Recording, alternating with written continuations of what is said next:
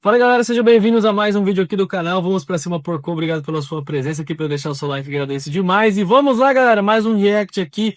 Galera da ESPN falando sobre a Libertadores da América. Tem quartas de finais nessa semana. Hoje já tem jogo do Vélez Sarsfield de Racing, depois tem Palmeiras contra o River Plate, jogo na Argentina. São Paulo e LDU, jogo na altitude. E também Flamengo e Estudiantes no Maracanã. Bora ver o que esses caras estão falando. E provavelmente vão falar que o Flamengo vai ganhar, blá blá blá blá blá. E já sabe, né? Bora lá para mais um react. Obrigado pela sua presença. Se inscreva aí no canal e deixe seu like que ajuda muito. E bora lá para mais um vídeo. O Abel é mais técnico que o Galhardo. E isso é bom. O Abel é mais técnico que o Galhardo.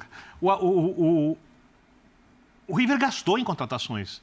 O River não é um time barato. Ao contrário das outras equipes argentinas, o River investiu bastante para trazer seus jogadores. E o Galhardo, desde que volta, tenta fazer um jogo com a cara dele, que é um jogo de imposição, um jogo de ter a bola, um jogo muito ofensivo. E faz muito tempo que o River não consegue ser consistente dessa maneira. O Abel, desde montar times com elencos mais limitados a times com elencos mais fortes, é óbvio que teve fases ruins, mas nunca teve uma fase como a do River Plate. O River Plate muitas vezes nem competiu com o Galhardo ultimamente pelo título do Campeonato Argentino, num nível de futebol mas muito abaixo. Metade dos times argentinos hoje provavelmente seriam rebaixados no Campeonato Brasileiro. Porque a diferença de qualidade está muito grande. E agora não tem mais aquela arbitragem que deixa o jogo um pouco estranho, o ambiente é intenso, é maravilhoso, mas não é mais hostil como era em outros momentos e que intimidava jogadores. Né? Tem VAR, tem que ser decidido dentro do campo tudo. E o River Plate, além disso, historicamente... Inclusive essa parte que o Birner fala que tem VAR agora... o Boca Juniors nunca mais ganhou a Libertadores, né? Depois que inventaram o VAR aí, os caras não conseguem de jeito nenhum. Por quê? Porque ganhavam várias aqui, né? Inclusive contra nós várias vezes, 2 vezes seguidas. Bizarro. Tem muita dificuldade contra os brasileiros. Olhando tudo que o Abel fez no Palmeiras e tudo que o Galhardo fez pós-volta, não são técnicos sequer comparáveis. E tem um detalhe, que eu acho que é essencial. O reinado do Galhardo na América do Sul é pré-fase de altos investimentos do futebol brasileiro. Né? Quando o futebol brasileiro já gastava bastante antes. E era um time bem forte, né, Bida? Muito forte, mas desde 2019, quando o Flamengo monta aquele time, que não é nem um investimento tão alto assim, porque o Bruno Henrique se tornou o jogador que se tornou no Flamengo, o Gabigol também ficou grande como ficou no Flamengo, o Arrascaeta jogava muita bola antes, mas no Flamengo ficou muito maior. Dali em diante, né, de quando o Flamengo consegue aquela virada épica contra o River Plate na final, os times brasileiros começaram a ter um domínio enorme. O Galhardo depois tem uma certa decadência ali, sai, espera uma proposta de fora, não recebe. Né? E quando volta ao River, você não vê o Galhardo de antigamente. E o nível da concorrência fora está muito maior. E dentro da Argentina, ele só continua sendo o Galhardo pelo histórico pré-retorno. Claro, ele é um ótimo técnico, mas eu não acho que dá para comparar com o Abel nesse momento. Mas isso é legal, né? Que a gente está falando dos 2 técnicos mais vencedores da história dos 2 clubes, assim, né? E que se enfrentaram em 2020. Para mim, isso assim, não se discute. Claro, o Abel tem o mesmo número de títulos do Brandão, mas tem 2 Libertadores e 2 Campeonatos Brasileiros. Mas então, o que não se discute? Serem os maiores dos seus eles são os maiores, para mim. Tá. Você pode achar melhor ou não melhor, é uma outra história. Sim, entendi. Mas são os mais vencedores, né? No caso do Galhardo, por conta da primeira passagem de 8 anos e não por esse último ano. E também, de alguma maneira, tem essa coisa da contestação. Acho que aqui dá para pôr mais entre aspas do que lá, né? Ainda que talvez a torcida... Uma questão aqui, pra vocês, o Abel Ferreira é o maior treinador da história do Palmeiras? Vocês colocam ali junto com o Brandão, é o maior? Vocês colocam o Filipão, porque depende, né? Número de títulos, obviamente o Abel e o Brandão tem 10 títulos cada um. Do Brandão falar dele também, tipo assim, como o Jean falou, tem 2 Libertadores do Abel, mas nem tinha Libertadores, acho que naquela época. Não tinha começado ainda, se não me engano, na época do Brandão. Ou já tinha? Libertadores é de 1900, acho que já tinha começado já. Mas era um outro campeonato, era outro contexto. A Libertadores antigamente não tinha tanta, como posso dizer, os times não ligavam tanto, até o começo dos anos 90, Os times brasileiros praticamente não ligavam para Libertadores. Depois que o São Paulo ganhou tudo, que começaram a olhar um pouco mais e tudo, porque antes o Campeonato Paulista valia mais que a Libertadores. E quem aí das antigas, dos anos 80, ali tudo, com certeza vai lembrar disso. Final dos anos 80, começo dos anos 90, vai saber do que eu estou falando isso. E fora quem é um pouco mais velho, quem é mais novo aí dos 20, 25 e poucos anos, vai achar que eu tô falando groselha mesmo. Tenha sido menos hostil ou não tenha sido hostil com o Galhardo, como parte da torcida do Palmeiras foi com o Abel, eu acho que assim, são dois técnicos que viveram momentos de contestações, né? Ok, de jeitos diferentes, né? Aqui xingando, lá dizendo que não estava mais funcionando, e muita gente até dizendo que talvez devesse haver uma troca de treinador. Então, tem uma coisa interessante também de entender o peso que essa eliminação pode ter tanto para um lado como para o outro no aspecto dos técnicos. Não que eu acho que um dos dois vai cair ou vai ser demitido em caso de eliminação. Não é isso. Mas, evidentemente, tem um peso pelos históricos recentes de ambos. A queda dos argentinos vai, se isso acontecer, vai entrar... O debate vai ser outro. Vai voltar aquele debate um pouquinho mais longe, que é do poder do futebol brasileiro, de montar equipes, grandes equipes. Até porque é óbvio isso. Você enxerga assim, um momento não é extraordinário no River, e o grande rival do River, o Boca, não pegou nada. Nem Sul-Americana, ele nem passou nem perto de pegar.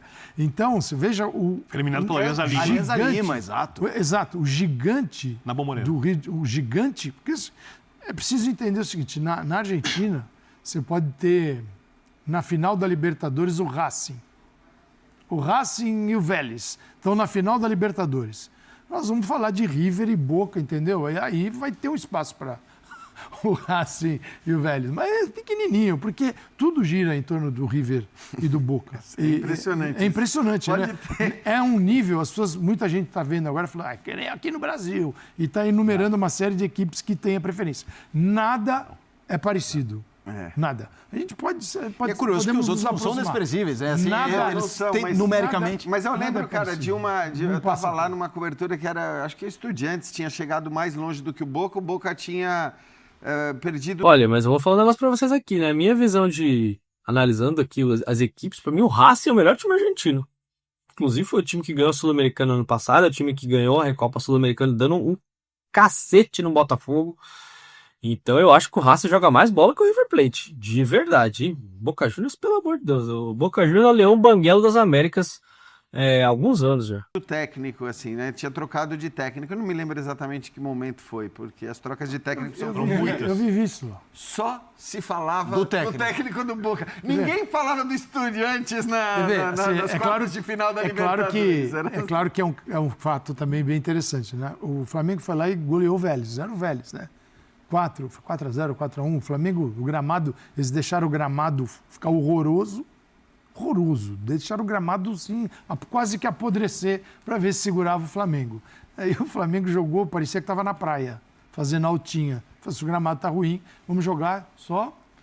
Foi um passeio, mas foi um show do Flamengo.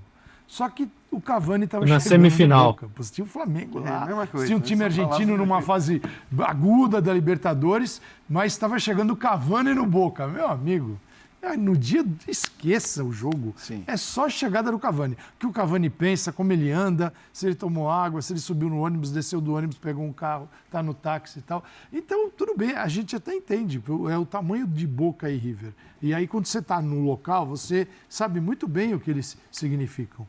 Né? Sabe aquela isso história de acontece em todo vocês lugar. do eixo? Não. Perto de River e Boca. Não, e eu até entendo que, de fato, Sim, a sim. cobertura midiática de times do Rio de São massa. Paulo, É acho que igual, eles acabam sendo maiores mesmo. E aí isso incomoda, sobretudo, times também muito grandes, né? Torcedores de times muito grandes, como os mineiros, como os gaúchos, por exemplo. Mas eu acho que, assim, é desproporcional com o que acontece lá. É um negócio... É isso aí. Não interessa onde você chegou. Se você não for o River ou o Boca... O problema é seu. o espaço do River e Boca será Sim, maior. sim, sim. Eu acho que tem mais um detalhe. Eu sei que eu vou tocar aqui o dedo numa ferida que alguns treinadores não vão gostar do que eu vou falar. E falo com o maior respeito, tá? É óbvio que o investimento feito no futebol brasileiro torna o potencial das equipes muito diferentes. Mas o Brasil, há um bom tempo, consegue gastar mais, mesmo que não tenha a diferença de investimento de hoje para o futebol argentino. O grande investimento feito, que tornou a coisa, para mim, desigual, foi o investimento nos treinadores de fora. Porque aqui era um futebol onde se negava muito o jogo coletivo, a individualidade resolve, e era o técnico que era o xerifão, o administrador de pessoas, né, o paizão. E os argentinos, taticamente, quase sempre eram melhores e mentalmente mais fortes que os brasileiros para lidar com circunstâncias difíceis. E essas difíceis tinham a ver com não ter o VAR, com entender a milonga do jogo e outras questões assim, das partidas que eram diferentes do nosso futebol daqui e que eram muito parecidas com o jogo argentino dentro da Argentina.